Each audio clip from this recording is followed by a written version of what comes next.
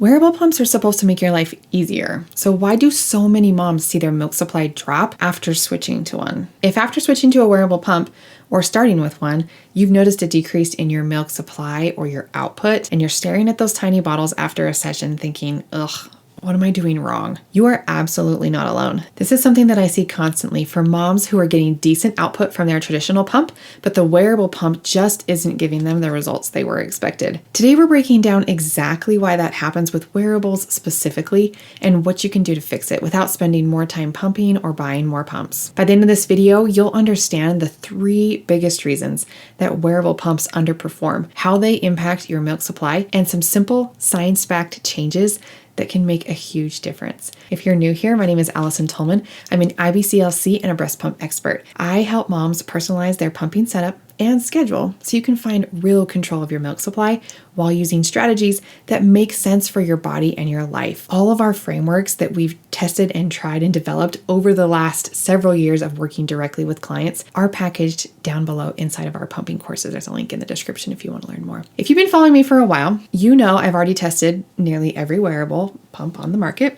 This is only a small portion of the pumps in this closet behind me, and we've got even more wearable pump reviews coming for you next January. So let's talk about what's really going on with your wearable pump and why it seems to be working against you.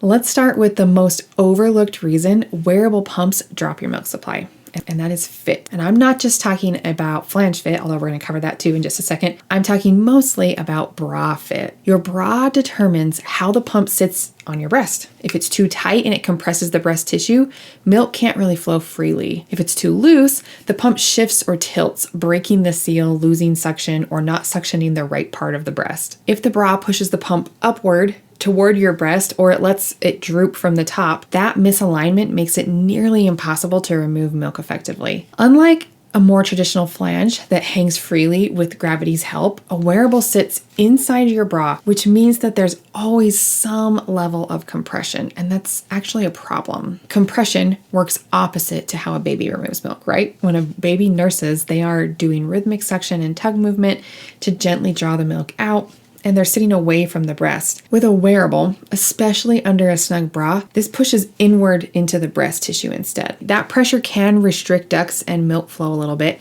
It can slow your milk ejection and make it harder for your breast to fully empty. Over time, that incomplete milk removal sends the wrong signals to your body and less milk is needed. And this is when your supply gradually starts to slow down. This is why bra fit is everything with wearables, all right? The right hold keeps the bra stable without squeezing your breast. The wrong fit creates hidden blockages that can tank your supply. Now let's talk about Flange Fit because that matters too. And on a wearable, it's trickier. Let me just grab a random one here. On a wearable, you lose visual access, all right? You're trying to center your nipple inside a very small hidden tunnel that you can see. You're trying to keep it there for the whole session and make it work right. Even being a few millimeters off in your flange sizing can make a big difference. And this affects what area of the breast it's suctioning, right? You want the nipple in there. You don't want it suctioning in the wrong spot. But then when you have a well-fitting flange, trying to get it in that hole and make it stay there is hard. Actually, one of my clients, Jenna, she learned this the hard way. She switched to a wearable at work and saw her output drop pretty quickly. When she looked closer, her bra was compressing the cups upward and her flange sizing was off by just 2 millimeters. So she kind of had problems in both areas. When she resized her flanges and then adjusted her bra to, I actually think she got a whole different style of bra that would work better for her, her output jumped up by nearly 30%, right? She never looked back.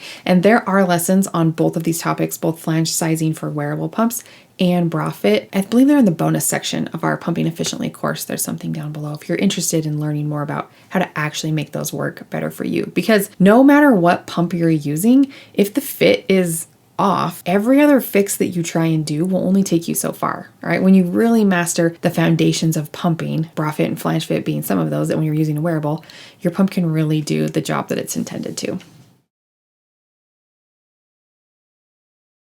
Now, let's clear up a common misconception. Yes, wearable pumps use smaller motors, but that doesn't automatically mean that they're weaker in suction. The real challenge isn't power with wearable pumps, it's rhythms. Every pump has its own combination of suction strength, cycle speed, and suction pattern. And your body gets used to that pattern.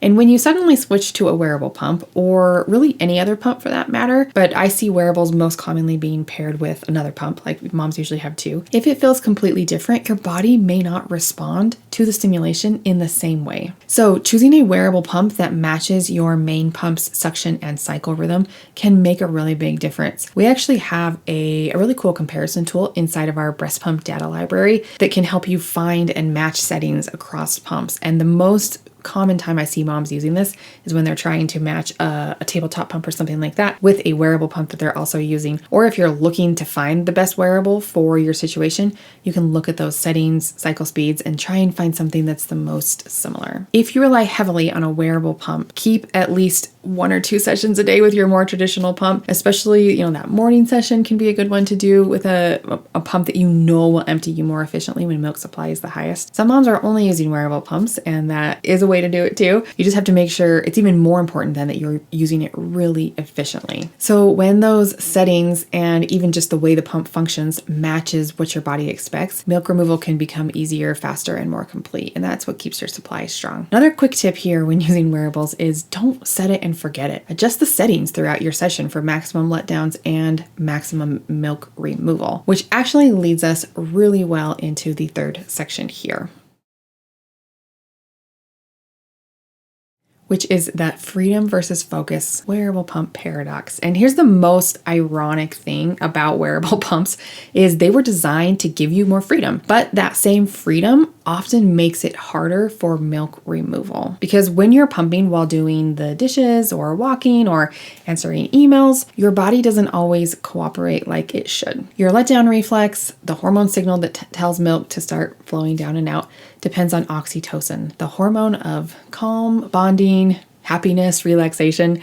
And when you're multitasking or under stress, oxytocin levels drop and your milk flow slows down. Your mind is so powerful, and I cannot stress that enough. You're probably thinking, whatever, tell me more pumping hacks, but your mind is so powerful and it can help or hinder you. It is also easy for the pump to get out of place when you're moving around and doing things while pumping. Another one of our students, Lena, pumped exclusively with a wearable pump during back-to-back Zoom calls. She had to use a wearable at work to make it work for her, right? But she never paused. She never stopped working, never had a calm session. So when we added just one focused phone-free session each morning, even still with her wearable, 15 minutes, really trying to find the right zone for her milk supply stabilized in less than a week. I had another student, Monica, who pumped with her wearable while answering emails, right? She was working. She's like, I'm taking a break, but I'm still just going to answer emails, kind of multitask here, get it all done. She didn't think much about it, but she always got lower output with her wearable. So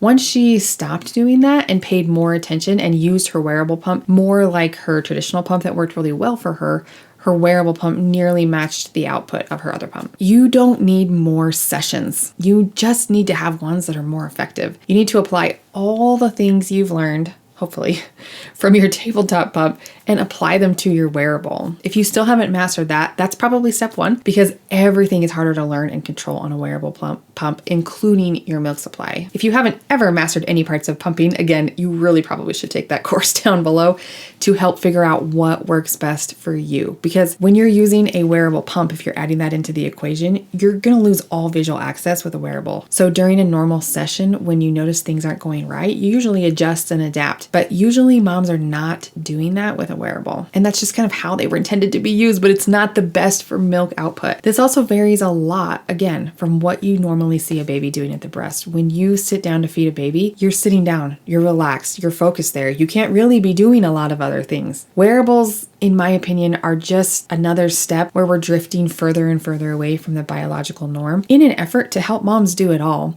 When really, should we be doing it all the time? That's probably a soapbox for another video. So yes, wearable pumps can absolutely fit into your life, but if you want them to work with your milk supply, you have to support both the mechanics and the hormones that drive milk production, unless you're willing to accept the trade-off that comes with hands-free, distracted pumping. Again, it's not for me to judge. If that's okay with you, that's fine with me. But if you want to protect your milk supply, if you want using a wearable pump as part of that, it can work really well. And I've seen it happen for a lot of the students who have been through our frameworks, but it is a super intentional process. pumps. To bring it all together, if your wearable pump seems to be lowering your milk supply or your output, here's what to focus on. One is fit and compression. Make sure your bra holds the pump gently but securely, and your flange size allows for free movement of the nipple. Compression and poor flange fit will work against your milk flow. Number 2 is pump rhythm. Choose a wearable pump that mimics your main pump suction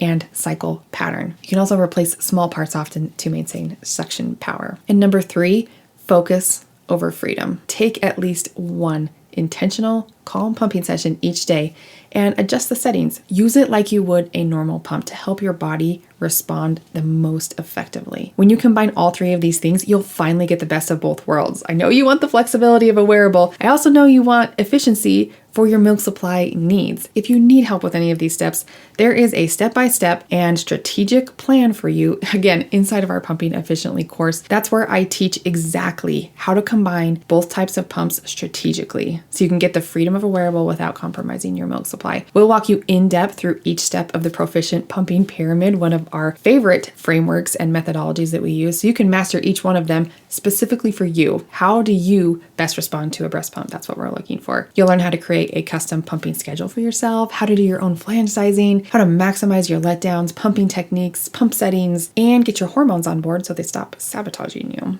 You'll finally stop wondering, am I doing it right?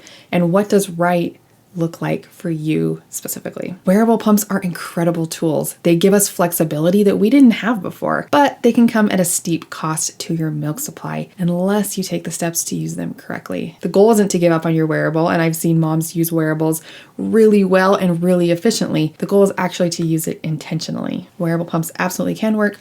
You just need to know how to make them work for you. Thanks for watching, and as always, happy pumping.